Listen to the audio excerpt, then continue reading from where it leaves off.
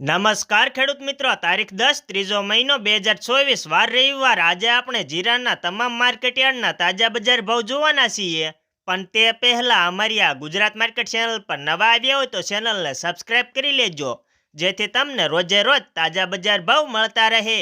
તો ચાલો મિત્રો ચાલુ કરીએ આજના તાજા બજાર ભાવ।